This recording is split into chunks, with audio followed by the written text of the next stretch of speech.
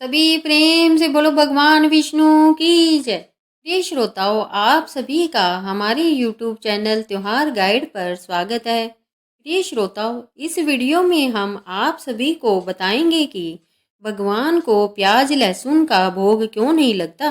भगवान को प्याज लहसुन का भोग क्यों नहीं लगाया जाता, इसका असली रहस्य जानकर आप सभी चौंक जाओगे। नमस्कार दोस्तों, आज हम आपको एक ऐसी कहानी सुनाने जा रहे हैं जो हजारों वर्षों से हमारी परंपराओं में छिपी हुई है, लेकिन बहुत कम लोग इसका असली रहस्य जानते हैं।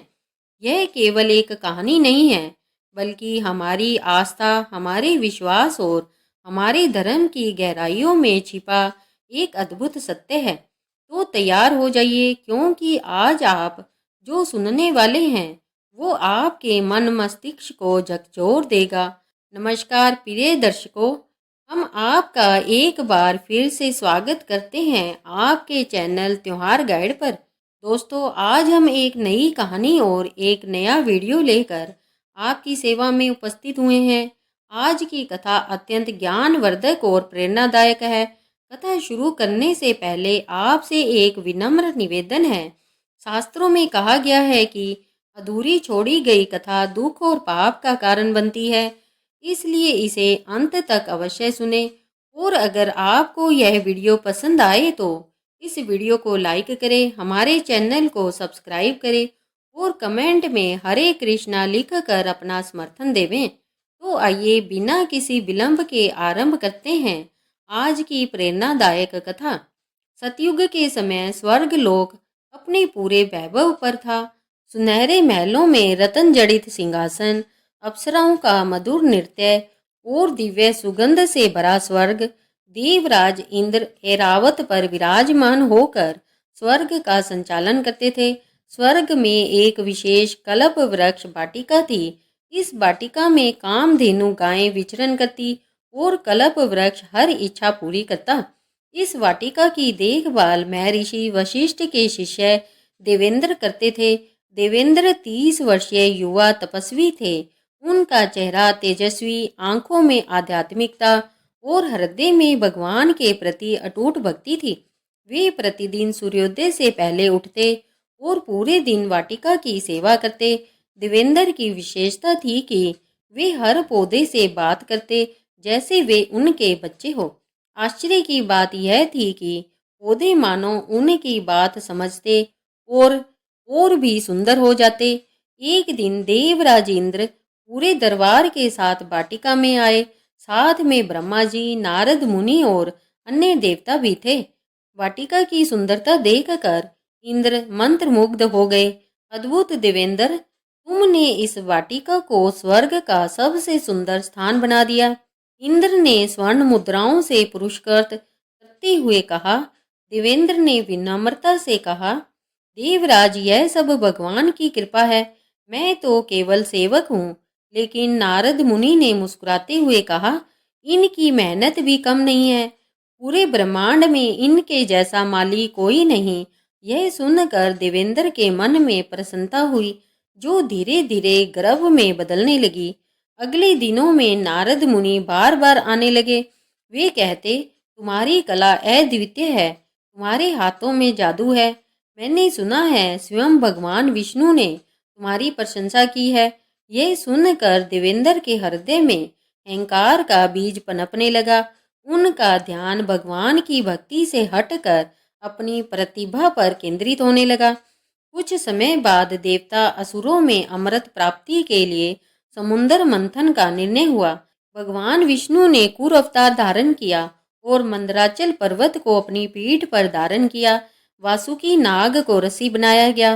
मंथन से 14 रत्न निकले, कामधेनु, कल्पवृक्ष, ऐरावत, उच्च श्रवा, कौस्तुभ मणि, पारिजात, लक्ष्मी और अमृत। लेकिन एक भयंकर हलाल विष भी निकला, जिसकी लपटों से तीनों लोक जलने लगे।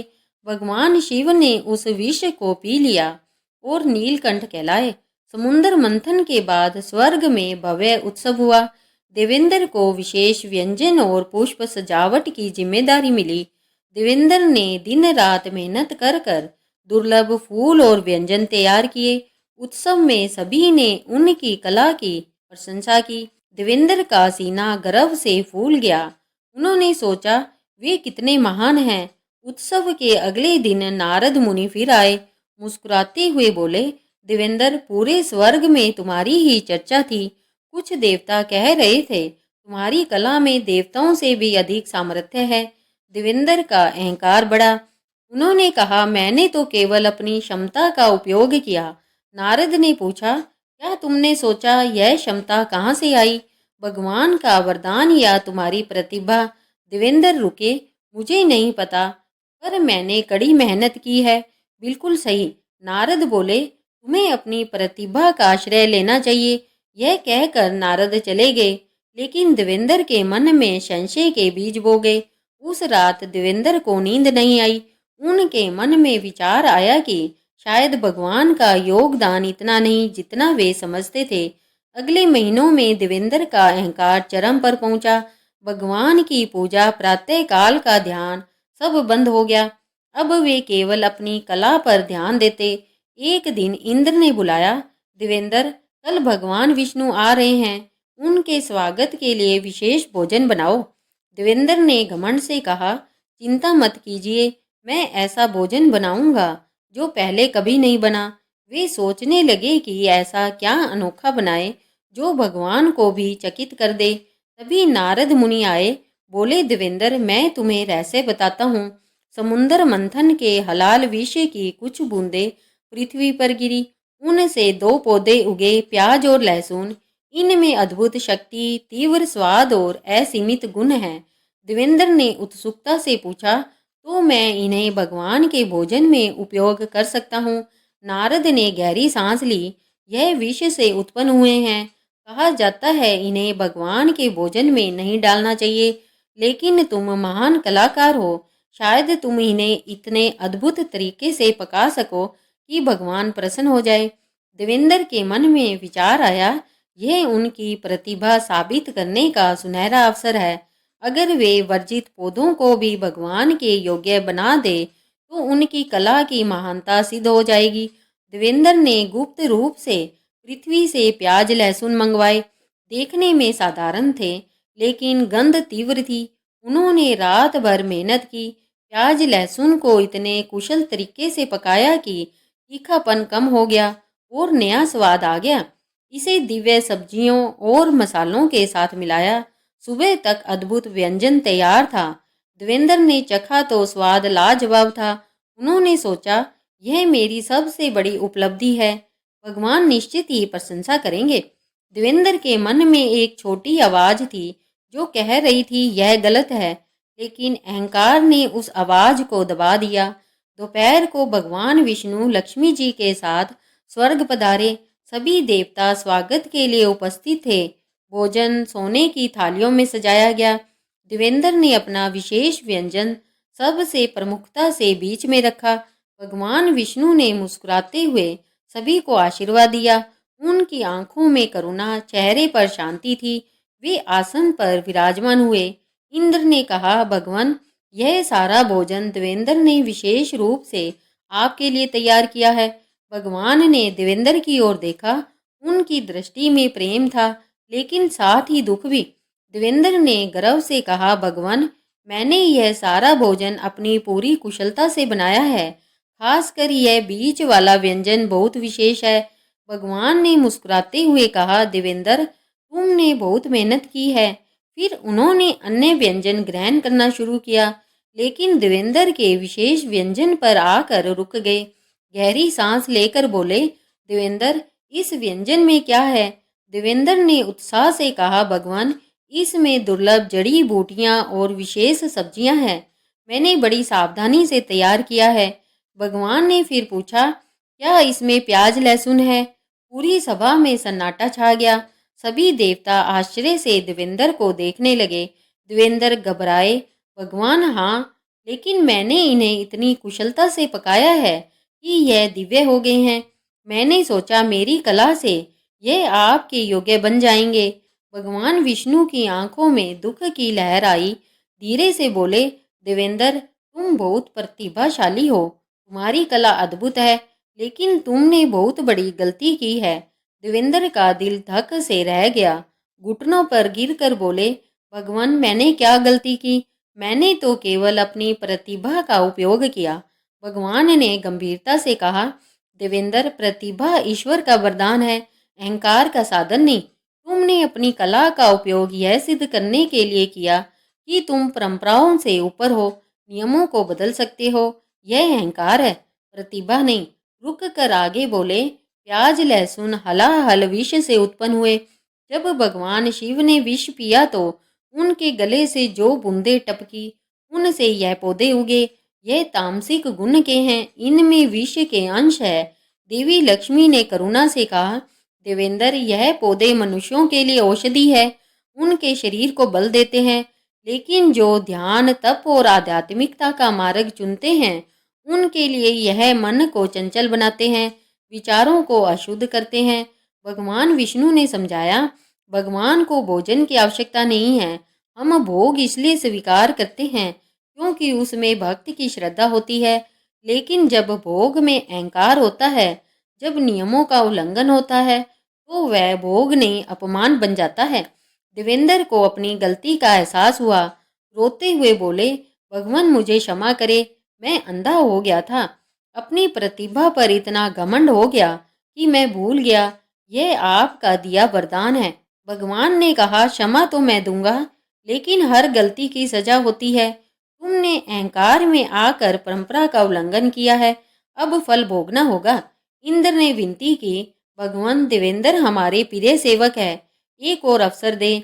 भगवान ने सिर हिलाया, इंद्र न्याय सबके लिए समान है। अगर मैं बिना सजा दिए माफ कर दूं तो अन्याय होगा।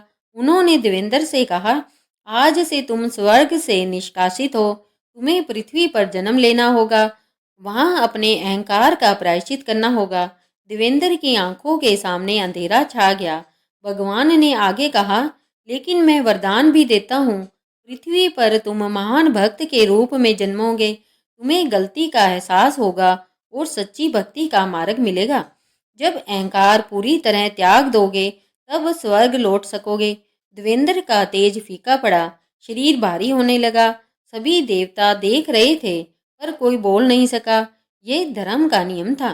देवेंद्र ने अंतिम बार भगवान के चरणों में प्रणाम किया, आंसुओं से बोले, भगवान मैं गलती स्वीकार करता हूँ, मैं वादा करता हूँ कि पृथ्वी पर जाकर सच्चा भक्त बनूंगा। भगवान मुस्कुराए, देवेंद्र यही तो मैं चाहता हूँ। यह यात्रा कठिन होगी पर अंत में शांति मिलेगी। अगले पल देवेंद्र का शरीर प्रकाश में बदला और पृथ्वी की ओर चला गया। कई वर्ष बीते। पृथ्वी पर गंगा किनारे एक गांव में ब्राह्मण परिवार में एक बालक जन्मा। नाम रखा गया देवदत्त। वही देवेंद्र का पुनर्जन्म था। देवदत्त बचपन से अलग था। खेलने के बजाय मंदिर में बैठना पसंद करता, फूलों से बातें करता, पेड़ों को प्रणाम करता। लेकिन पूर्व जन्म की कोई भी स्मृति नहीं थी। उसके पिता पंडित विश्वनाथ गरीब पर विद्वान ब्राह्मण थे। वे कहते, देवदत्त तुम भगवान की विशेष कृपा से जन्मे हो, जीवन धर्म के मार्ग पर चलाना है। देवदत्त बड़ा होकर सुंदर युवक बना। उसमें अजीब चमक थी। लोग कहते वह किसी देवता का अंश है। जब देवदत्त 20 वर्ष का हुआ, एक अजीब घटना घटी। वो जंगल में टहल रहा था। अचानक प्याज लहसुन की खुशबू आई। एक किसान वहां प्याज उगा रहा था। जैसे ही देवदत्त ने गंध सूंघी, सिर में तेज दर्द हुआ। धुंधली तस्वीरें दिखाई दी, सुनहरा महल, दिव्य बगीचा, भगवान विष्णु का चेहरा। वो घबरा कर घर भागा। रात भर नींद नहीं आई। सोचता रहा वे तस्वीरें क्या थी। अगले दिन अपने गुरु महर्षि अगस्त्य के पास गया। गुरुजी महान ज्ञानी थे। देवदत्त ने सब बताया। गुरुजी ने उसकी आंखों में देख कर कहा, देवदत्त तुम साधारण मनुष्य नहीं हो, तुम्हारे भीतर किसी दिव्य आत्मा का वास है। उस आत्मा को किसी कारण से पृथ्वी पर भेजा गया है। लेकिन क्यों गुरुदेव? देवदत्त ने पूछा। यह तुम्हें खुद खोजना होगा। गुरुजी ने कहा, अपने भीतर झांकना होगा, अतीत को याद करना होगा। गुरुजी ने उसे ध्यान और योग सिखाया। देवदत्त ने कठोर तपस्या शुरू की। दिन रात ध्यान में बैठा रहता। धीरे धीरे पूर्व जन्म की याद आने लगी। पहले धुंधली तस्वीरें, फिर स्पष्ट घटनाएं। स्वर्ग का वह दिन याद आया जब उसने प्याज लहसुन का भोग बनाया था। भगवान का दुखी चेहरा याद आया। जब सब याद आ गया तो वह फूट फूट कर रोने लगा। अपनी गलती का एहसास हुआ। समझ आया कि अहंकार ने उसे कितना नीचे गिरा दिया था। देवदत्त ने तय किया कि वह अपने पाप का प्रायश्चित करेगा। गुरु से कहा, गुरुदेव, मैंने स्वर्ग में भगवान का अपमान किया, अहंकार में अंधा हो गया था। अब बताइए मैं गलती कैसे सुधारूं? गुरुजी ने प्यार से सिर पर हाथ रखा। देवदत्त, प्रायश्चित का पहला कदम है स्वीकार करना। तुमने गलती स्वीकार कर ली। अब निस्वार्थ सेवा का मार्ग अपनाना होगा। कैसी सेवा? गुरुदेव, गुरुजी ने समझाया, तुम्हें लोगों को सही रास्ता दिखाना होगा। बताना होगा कि भगवान को क्या प्रिय है और क्या नहीं। प्याज लहसुन का रहस्य लोगों तक पहुंचाना होगा ताकि कोई और तुम्हारी जैसी गलती ना करे। देवदत्त ने संकल्प लिया। गांव गांव जाकर लोगों को समझाना शुरू किया। बताता कि प्याज लहसुन हलाल विष से उत्पन्न हुए तामसिक गुण के हैं और भगवान के भोग में क्यों नहीं चढ़ाने चाहिए। लेकिन लोग हंसते कहते, देवदत्त तुम पागल हो गए हो। प्याज लहसुन स्वादिष्ट है, इनमें औषधीय गुण है। देवदत्त समझाता, भाइयों, मैं इनके गुणों को नकार नहीं रहा। यह शरीर के लिए लाभदायक है, लेकिन जो आध्यात्मिक मार्ग पर चलना चाहता है, जो मन को शांत और पवित्र रखना चाहता है, उसके लिए यह उपयुक्त नहीं है। और भगवान का भोग बिल्कुल पवित्र और सात्विक होना चाहिए। कुछ लोग उसकी बात मानने लगे, लेकिन बहुत से लोग अभी भी संदेह में थे। एक दिन गांव में बड़ा यज्ञ आयोजित हुआ। सभी ग्रामीण इकट्ठे हुए। मुख्य पुजारी पंडित राम शर्मा थे, जो बहुत प्रसिद्ध और अमीर थे। यज्ञ के बाद प्रसाद बांटा जाना था। जब देवदत्त ने प्रसाद में प्याज लहसुन की खुशबू सूंघी तो आगे बढ़ा। पंडित जी, क्षमा करें, लेकिन प्रसाद में प्याज लहसुन क्यों है? पंडित राम शर्मा क्रोधित हुए। देवदत्त, तुम कौन होते हो मुझे सिखाने वाले? मैं 30 वर्षों से पूजा कर रहा हूँ। प्रसाद स्वादिष्ट होना चाहिए ताकि लोग खुश हो। देवदत्त ने विनम्रता से कहा, पंडित जी, प्रसाद का उद्देश्य लोगों को खुश करना नहीं, बल्कि भगवान को प्रसन्न करना है। और भगवान को प्याज लहसुन प्रिय नहीं। पंडित राम शर्मा गुस्से में बोले, तुम नौजवान हो, कुछ नहीं जानते। भगवान सब स्वीकार करते हैं। तभी आकाश में बादल गिरे, तेज हवा चली, सभी डर गए। अचानक आकाश से दिव्य प्रकाश उतरा और बीच में एक आकृति प्रकट हुई। वो नारद मुनि थे। सभी लोग उनके चरणों में गिर पड़े। नारद मुनि ने मुस्कुराते हुए कहा, देवदत्त सही कह रहा है, भगवान प्याज लहसुन का भोग स्वीकार नहीं करते। पंडित राम शर्मा का चेहरा शर्म से झुक गया। नारद मुनि ने आगे कहा, मैं तुम सबको सच बताता हूँ। समुंदर मंथन के समय जब हलाल विष निकला तो भगवान शिव ने उसे पी लिया, लेकिन उनके कंठ से कुछ बूंदें धरती पर गिरी। उन बूंदों से प्याज लहसुन उत्पन्न हुए। यह पौधे मनुष्यों के लिए औषधि है, लेकिन भगवान के भोग के लिए नहीं। उन्होंने देवदत्त की ओर देखा। यह युवक साधारण मनुष्य नहीं है, यह स्वर्ग से आया है। इसने अपनी गलती का प्रायश्चित किया है और अब लोगों को सही मार्ग दिखा रहा है। सभी लोग देवदत्त के चरणों में गिर पड़े। पंडित राम शर्मा ने माफी मांगी। नारद मुनि ने कहा, याद रखो, भगवान को भोग में शुद्धता चाहिए। सात्विक भोजन जो मन को शांत करे, बुद्धि को स्वच्छ करे, वही भगवान को प्रिय है। प्याज लहसुन तामसिक है। यह मन को चंचल बनाते हैं, विचारों में अशांति लाते हैं। यह कहकर नारद मुनि अंतर्ध्यान हो गए और इस तरह प्याज लहसुन को भगवान के भोग में नए चढ़ाने की परंपरा शुरू हुई। तो मित्रों, यही है प्याज लहसुन का असली रहस्य। अगली बार जब आप मंदिर जाएं या घर में भगवान को भोग लगाएं तो इस कहानी को याद रखिएगा। और याद रखिएगा कि सबसे बड़ा भोग है एक पवित्र हृदय, विनम्र मन और सच्ची श्रद्धा।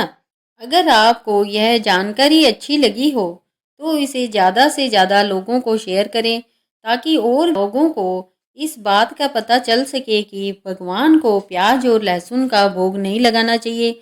और कमेंट में हर हर महादेव लिखना ना भूलें।